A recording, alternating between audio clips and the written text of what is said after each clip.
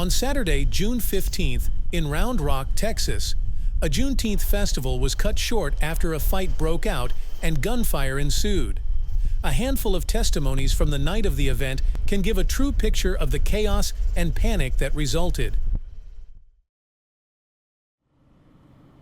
On Saturday evening, Round Rock was hosting its Juneteenth celebration at Old Settlers Park, located at 1371 Harold's Parkway. At approximately 10:50 p.m., an altercation broke out between two groups. During that altercation, someone produced a gun and began to fire. Multiple victims were hit.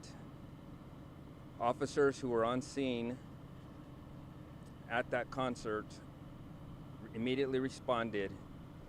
They immediately began rendering aid to multiple victims. Fire, who was also on scene at the event, immediately responded and also began rendering aid. Multiple victims were transported to local hospitals. Unfortunately, we do have two deceased on scene. We do not have a suspect in custody. This is an ongoing investigation. The information I have given is preliminary at this point. I will release deceased information at a later time, along with other victims at a later time. I'd like to thank the police officers and the fire department for their quick response. I have no doubt that their actions of rendering aid to those victims saved lives. They did add tourniquets to those who were bleeding or had gunshot wounds. Officers and fire department also did CPR on our victims. And again, unfortunately, we had two that did not make it tonight. It is unfortunate that we're here celebrating a wonderful event and we have a tragedy that happens. My thoughts, my prayers go out to our victims. My condolences go out to the families of the deceased. This time, do we have any questions? What other actions were taken in a defensive measure by the police to quell the shooting? So the shooting happened immediately and the suspects took off running. Suspects were not taken into custody. What I do ask is if there's any witnesses that might have video or have witnessed this incident to please notify the Round Rock Police Department. We can be reached at 512-218-5500. Again, that's 512-218-5500. Were they able to put together a description? We got multiple descriptions. This was an open area with a lot of people. And so as you can imagine, with a traumatic incident like this, people are going to have different accounts of what happened and different accounts of what that suspect might have looked like. And so this is why it's an ongoing investigation. We're trying to piece that together. And again, if there's anybody that has information, please contact us. You say it was an altercation between two groups, so there were possibly two people with guns going back and forth. Is that accurate? So at this time, we do not know how many shooters there were. That is part of the ongoing investigation that we have right now. Are you able to release how many were injured? There were multiple victims taken to hospitals throughout the Round Rock and Austin area. And so we are making sure that we have an accurate count. I do not want to give out any inaccurate information at this time. As soon as the investigation gives me the number of victims, I will release that. You confirming two fatalities? That is correct. Two people are deceased on scene. Any ages or anything like that? I will release identities later. Just to be clear, none of the injured or fatal shootings were emergency personnel, either on duty or off. Thank you for that question. So all the victims and the deceased were not emergency personnel or first responders. They were actually folks that were there enjoying the concert. Old Settlers Park is an open field with a stage. The shooting did not occur near the stage. It occurred near the vendor area, away from the stage. The two victims, I can tell you, were not part of the altercation. How big was the crowd at that point? I in would that area? I'd be giving you an estimate of how big, but it was a pretty large crowd. How disappointing is it to have an event like this tainted in this manner? So having an event like this, where we're here to celebrate such an occasion as Juneteenth, and to come together as a community is a terrific, monumental event for us. But then when you have it marred by senseless tragedy as such that happened at Old Settlers Park, it just breaks your heart. It breaks your heart for a family that was coming out to enjoy their evening, and now their life is forever changed as a result of somebody who could care less about somebody else's life. And that's so disappointing. Our goal is to put those folks behind bars, and our goal is to get them put away for life. And we're going to work tirelessly to do that. No stones unturned. I'd like to thank the Williamson County Sheriff's Office, who is out here assisting us. The Federal Bureau of Investigation is out here assisting us. I received phone calls from other agencies that have showed support and asked if we needed help. They knew the magnitude of this event and of this incident, and I can't thank them enough. Especially the officers and the firefighters who were there immediately upon the victims being struck, that rendered aid. And like I said earlier, I have no doubt their actions saved lives tonight.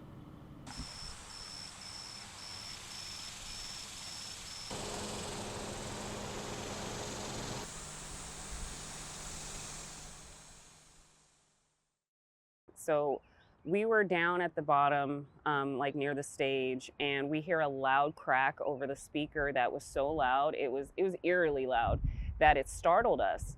And we thought like, oh, the show's probably over now because the speaker cracked, you know? So then we noticed that a lot of the kids were leaving, and we're like, okay, whatever.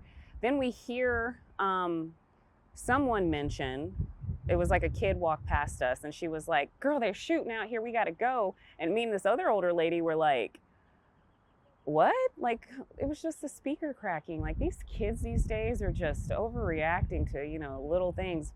So then we're just walking, we're leaving and heading back to our car, like, okay, I guess that's that. Where y'all wanna go? Maybe downtown Round Rock, wanna go to the tavern or something, you know? And they were like, yeah. But then as I was walking up and I seen, you know, a civilian giving CPR, other than like, you know, if it was EMS or something, that's when I was just like, hold on, y'all. Like, let me go over here and see what's going on. So then when I get over there, I honestly still was not thinking that it was someone that had multiple gunshot wounds. I was thinking that they just were in cardiac arrest, period, you know? So then when I came over there and started assessing the situation, the cops, I didn't really notice that the fact that the cops had the AR-15s like on them. So I was thinking like, okay, you know, but then when I hear that they have, you know, there was blood everywhere, like there's a lot of blood loss, and she has multiple gunshot wounds, that's when I kind of really started to look into her, you know, because when I got there, the police officer was already giving CPR, and I had let them know like, hey, I'm here, I can provide, you know, extra hands or whatever. And they're like, okay. I started to assess her after the fact, when I really was just kind of like, when I heard multiple gunshots. And I was just like, wait a minute. Yeah, because like I said, it's not in the movie. It's not like the movies where you expect to see blood gushing out of it. It just depends on the type of ammunition that was used too. So I just kind of like stood back and I was like, okay. So then I start, you know, does she have a pulse? Do we have an AED? You know, and the officer's like, do we have an AED? You know, like we're trying to figure out, I was like, where's EMS at? You know, what's going on? So there was a lady that was on the floor or on the ground, and she was like holding her neck. She's like, she hasn't had a pulse. And the lady that was doing the CPR first said, I've been out here for almost 30 minutes doing this, and no, this is the first time anybody came over here to help. And she's like, she hasn't had a pulse this whole time. And I felt, you know, I was doing my own thing.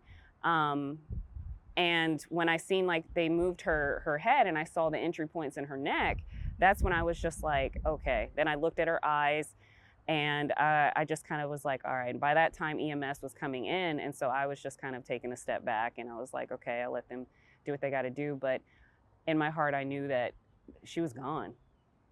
She was gone.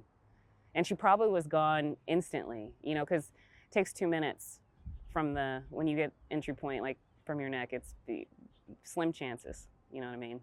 But yeah, that was it really, because I said, like, we did not expect any of this stuff. This is the 18th annual one. This is Round Rock, Texas. My kids grew, went to high school here, and all the kids that are around this area, it just seems like it's a really chill vibe. Like, that's not even on anybody's radar. So we did not anticipate anything like this happening. And I mean, as a nurse that's been in the nursing field for a while and worked in trauma, for a few years, I've been able to process things a little bit differently, and healthy, in a way. So this to me was just like, another day, not necessarily another day at the office. I don't want to sound, insensitive, but I was able to process it well for what it was, and comfort my friends who are also there, and just hope, think about the families, really. That's what I was thinking about mostly, because that person's loved one was right there. That's the part that's kind of like, oh my God, these people, whoever they were, it's like your conscience is going to weigh on you. I already know it, like, because the damage is caused to all these other families and people that were hurt for probably something that was stupid. Yeah. And I mean, you kind of touched on this, you have this like feeling of like, this is Round Rock, Texas. This is, Yeah. A pretty safe, city. And then this happens, and then on top of all of that too, it's a Juneteenth celebration too. Yes. It's like, that's the thing that threw me, because anything that involves Black people and events, it automatically has a bad rap, even in the Black community, where Black people say, like, yeah, I wish there was things that we can have, but they still feel like it'll either get shot up, or something like that. So I've worked on myself and my mindset for a long time. And I'm like thinking, no, we're going to go out here, we're going to have a good time. And I mean, when we walked up, it was beautiful. It was like all these families, these babies running around here. And I mean, the crowd was very much like my son's age, 17, 18. The teenagers were running around. Half of them probably didn't even know who Paul Wall was or Lloyd. I know that for a fact, because some of them were playing like Candy Crush and all these little word games while Paul Wall was performing, It's just blasphemous. Yes, yes. Like, y'all don't know about sitting sideways. What is this? So we did not anticipate that at all. It was not something in our mind, So it was just really shocking that happened out here, and really unfortunate. I just hope that subsequent events are not canceled, because of, the act of whoever these idiots were. And something also that really impressed me too is you mentioned, you've had in your field of work, you've had to deal with a lot of, gunshot wounds and things like that. But this was your first time assessing the situation outside of the hospital. Mm-hmm. I mean, I'm curious, like, did you have any like muscle memory, like what you normally do at a hospital, and you're like, wait, no, I'm not in a hospital? Kind of, when I went in and started feeling for a pulse and asking for AED and all this other stuff, because I was like, how long has she been down? Like, you just start asking those questions. Now, younger, version, when like a code would happen or something like that, you would kind of be thinking like, sometimes you stall, or you get, like, you freeze, but then it was muscle memory. It was just kind of like, let's check off all the bases we got going on here. How long has she been down? Do we have a pulse? Where's our AED at? We need to, see what's going on. So it kind of was there. I mean, there's only so much that you can do in the field, because I'm primarily surgical. So when they came to us, it's like we're cutting them open, and we're cutting, tying up, cauterizing, doing all this other things, and I'm getting them ready for the surgery and doing all this stuff. So this is definitely different, being in the field, to see something like that. But yeah. I'm trying to think of anything else. Anything that I'm not asking you that you think maybe I should be asking? Any other things that you'd like to add? I just want to, just give a shout out to the people that were there before anybody came to help them. My heart goes out to you. You did the best that you could, and this person unfortunately did pass away, but you were there in that moment at that time. You never know if that person was still there for that 1 second when you started to help them. So I'm not sure if they're trained, previously or anything like that, or have experience with this, but I would recommend, if they could, go talk to a trauma counselor, talk to somebody about it, because that stuff can really sit with you for a while. It's a traumatic experience, and if anything I know about trauma, it lingers if you don't fix it. You don't talk to somebody about it, you don't acknowledge it, and then it turns into internal issues. So shout out to them and to the officers that were given CPR as well. Like, they were putting in work. I mean, yeah. Do you think, I just thought of a last question here, is there maybe a word of advice for people to get certified on CPR, Yes. just in general? I Is that yeah. a helpful tip for people? Yeah. Yes, I will say so. My sons are 21 and 18, and I have a younger one that's 11, and I have been teaching them about this ever since that I could, even like Heimlich and all those other things. It's never a bad idea to educate yourself on something like that, because a loved one could fall out right next to you and you might have to render aid to them, so yeah, knowing CPR is a really big deal. Well, I really appreciate your time. I wish could meet under better circumstances, but Yeah, I true. really appreciate your time and taking the time to talk to us.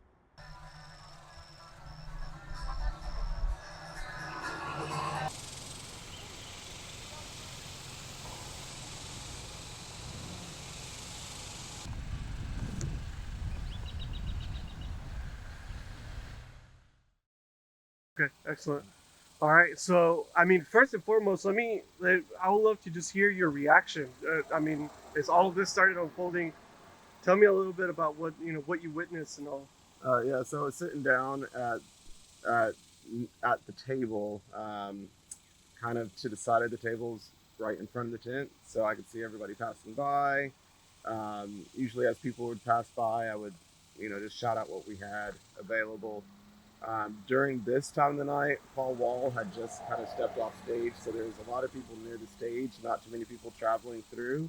But the tents, if you were to walk through the tents, you had the Omegas to their left. They were selling their beers and some waters. And then the next one was like a daiquiri station. They were selling like these frozen daiquiris.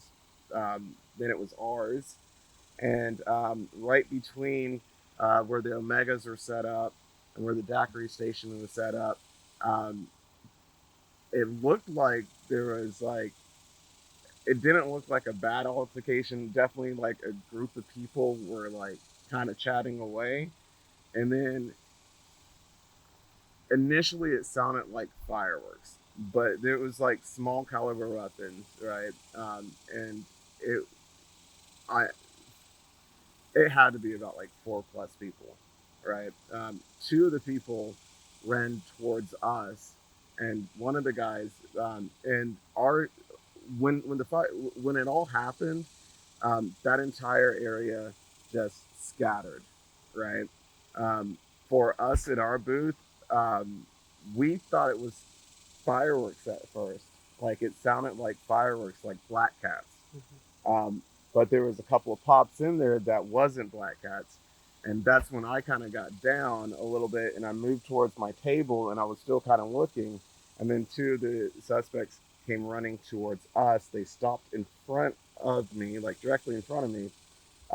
One of them, I really didn't see his face because one of the guys was just like directly in front of me. He was looking at his buddy and he said, "We got him," with a smile on his face. And then they took a beeline straight to the parking lot.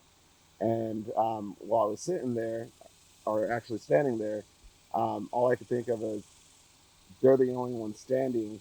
Everybody else is, those weren't fireworks, right? And so I start kind of looking around and I see some police officers running this way. They had just went that way, and I'm trying to tell the police officers the shooters went that way. They're right there. They're going right there, right? And one of the guys, he eventually stopped, but he's listening to me walking towards like the victims that got shot. He didn't run out to the parking lot. Like, had they ran out at that time, they would have gotten those guys that like were right there in that vicinity. Timestamp wise, I'm pretty sure you could figure it out like camera wise, just because the timing was so impeccable. And I could tell you exactly the direction that they ran. You could probably, stitch some stuff together, but pretty much after that, right behind us, there was a lady that got hit. I think she perished. That was like directly behind our tent, and that's how we knew that it was actually bullets, because like it was literally like, oh, that lady right here is hit, and then her, I think that was her dad, maybe that was with her, and he just like pretty much broke down.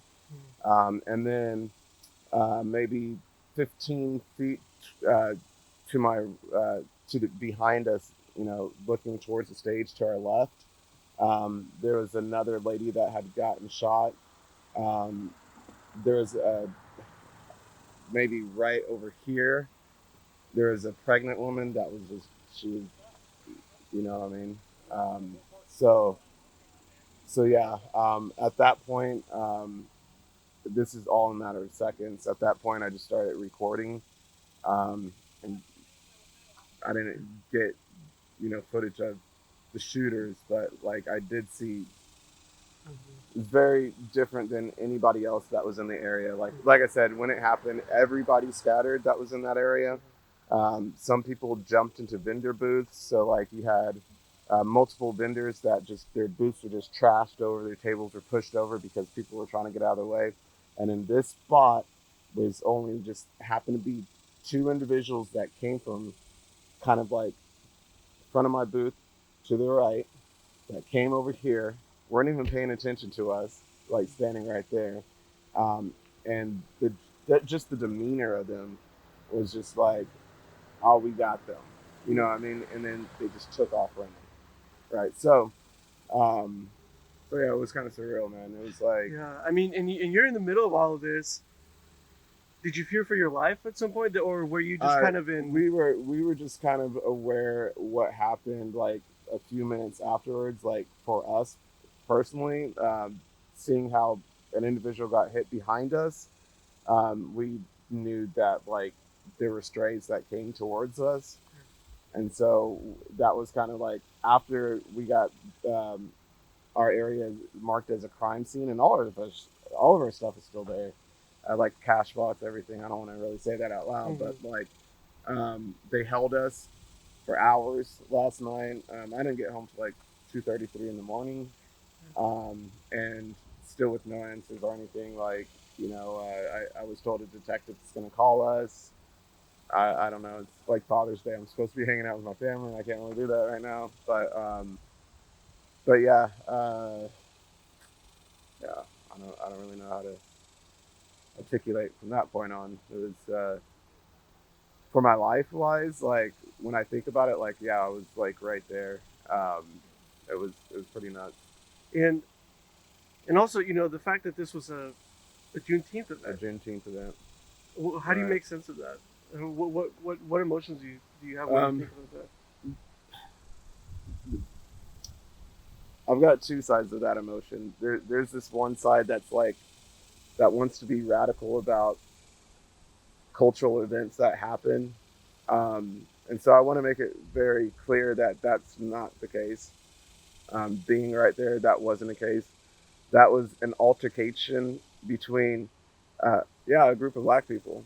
The guy that came in front of me, he looked just like that Bryce Constantine guy from Perfect Match.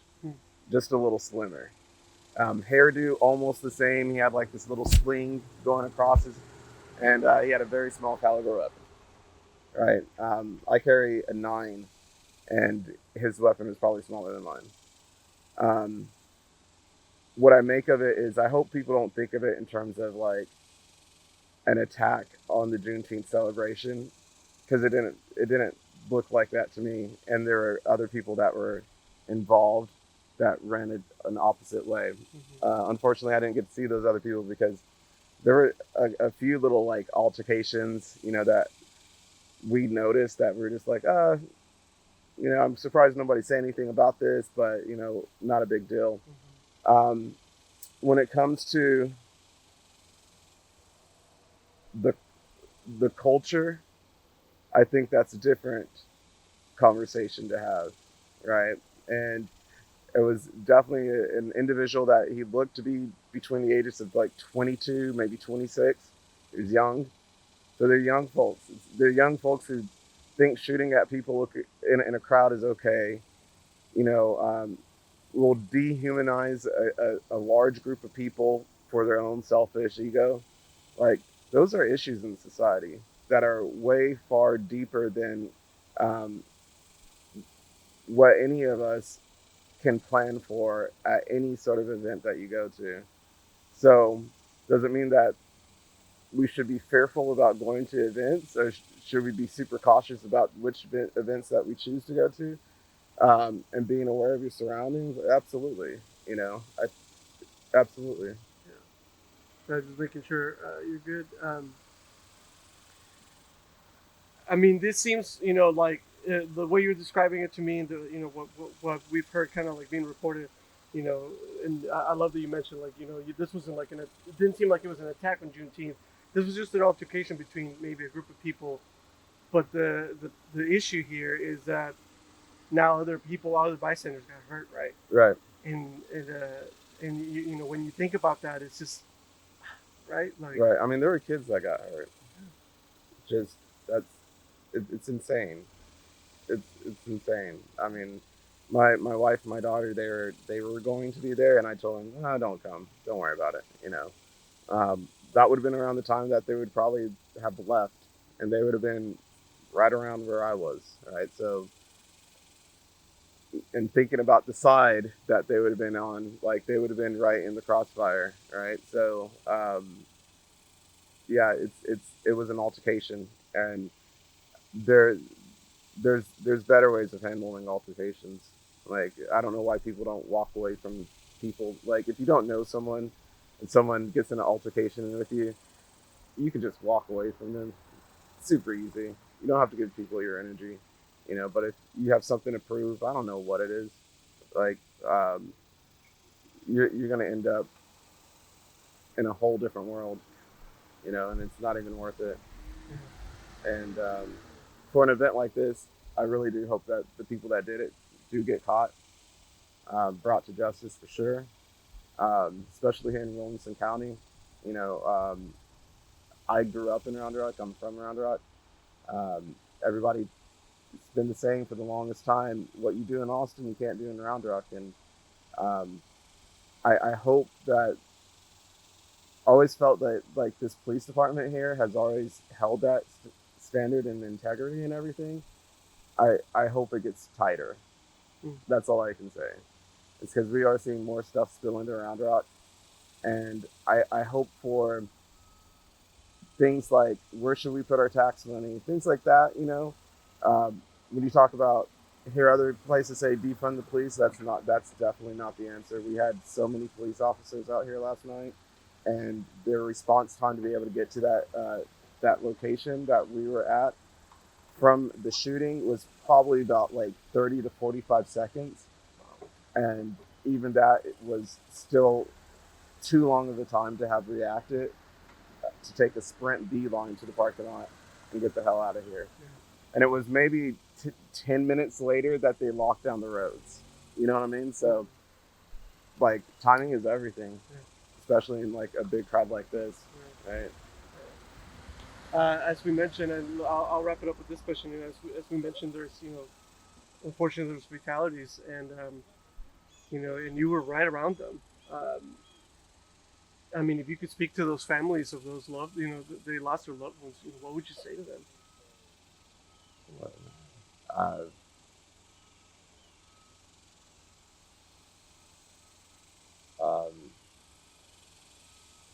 Some of them lost their loved ones instantly. I don't know what I would say to them. There's a lot of compassion. I would say to the community that this is a time that you can really lean into the families that were affected by this event, and you don't have to say anything, but there's tremendous amounts of things that you can do to show your support.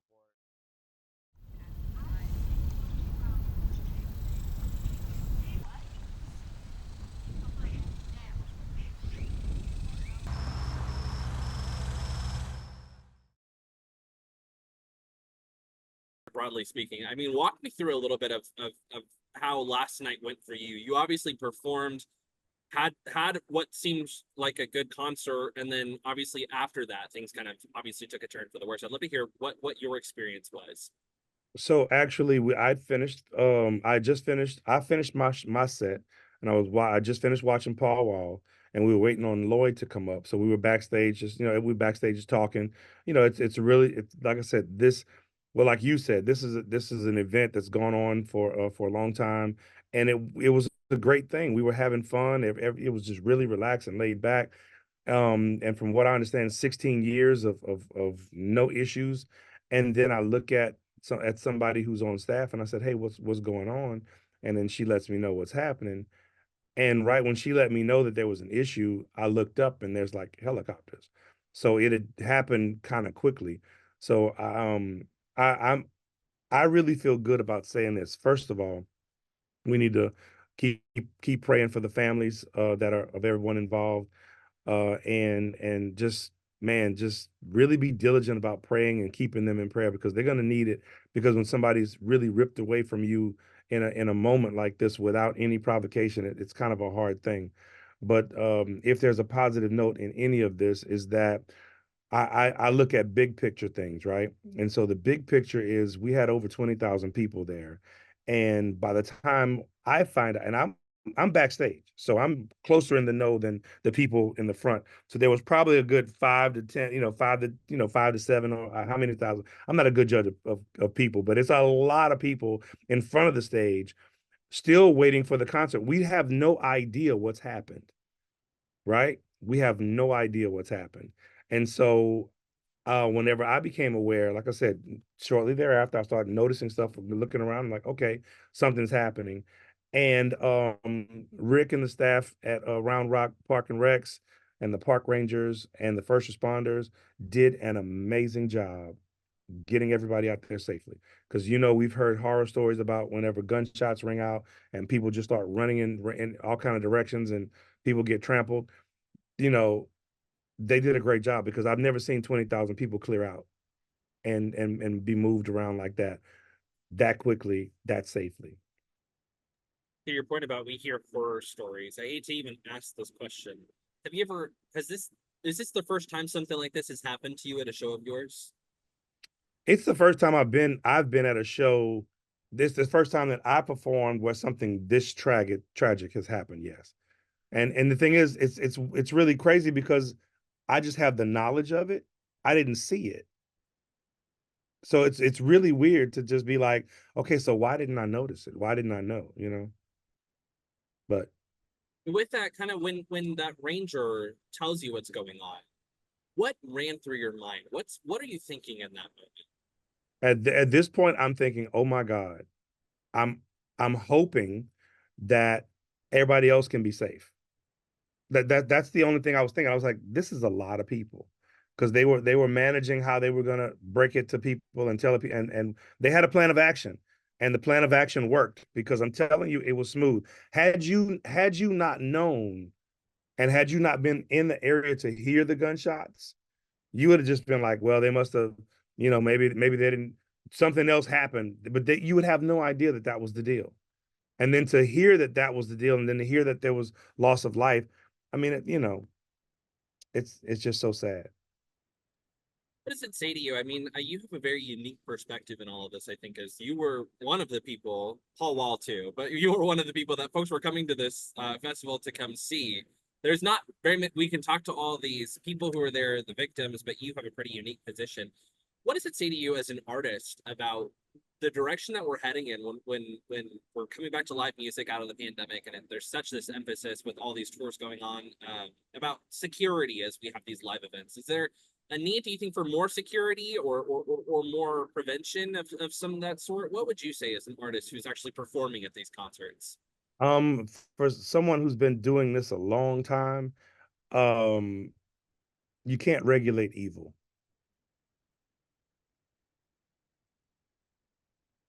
That's I the was gonna sound. say, unpack that a little bit. Look, that's the soundbite. You can prepare and over prepare, but you can't regulate evil. Evil, when evil is going to show up, it's going to show up. And you've just got to be able to mitigate the damages when evil shows up. And you never know when evil is going to show up. Like I said earlier, 16 years of a peaceful celebration of a tragic event. You know, people finding out that they had been liberated years prior and we're celebrating this. And, you know, and for 16 years in Round Rock, there had been no instances. And so evil found its way there, and there was no way you can prepare for that.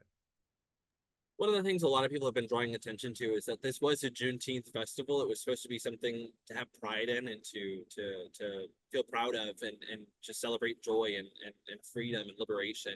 And obviously, it just ended in tragedy last night. Absolutely. I don't know if I have a direct question, but do you have any a statement on that about kind of ripping away what was supposed to be such a joyful event and celebration?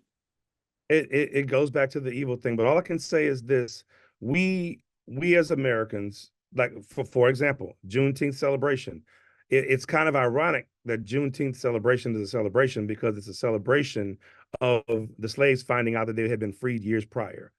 So we're celebrating something tragic, but we've made it into something that we can be prideful of because it's a healing point in the country. It's a healing point for us as African Americans that we can celebrate our freedom in this country and do it peacefully. And it had been done peacefully for 16 years.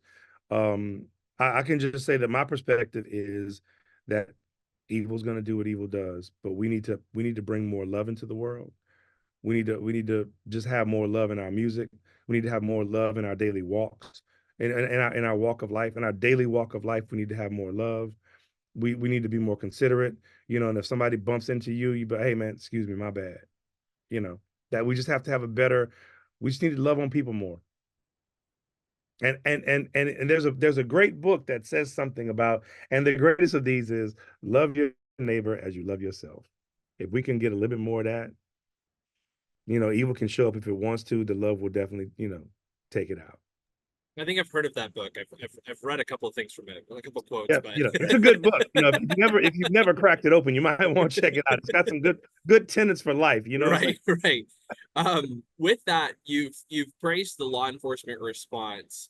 If Round Rock and these organizations were to ask you to come back and perform next Juneteenth, would you do it? absolutely. I would absolutely feel safe going back there to do that because, like I said, you can't regulate evil, but the response that they gave, because I've been at much smaller events where stuff has happened, and it went nothing like it did last night. Like it was like I've been at smaller events where I felt like the people who were around that probably felt, you know, the people I can't even imagine what people felt like. There, I saw a post later about somebody who was with his family, and he said the shots rang out. He said, and I felt like I was in the military or a movie. He said, and I just dove over my children, and we hit the ground, and we were looking for a safe exit. The majority of the people there didn't have that experience. Because if more than the people that had that experience would have had it, it could have been a little different. But even with that happening, yeah, I'd go back and play. Absolutely.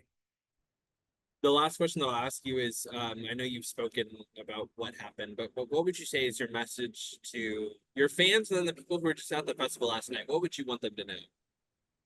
I'd want them to know that we're not going to let this scare us from live events. We're not going to let this scare us from doing big things and celebrating Juneteenth and celebrating anything, because we just have to make it such a love fest that evil is so uncomfortable it won't even show up.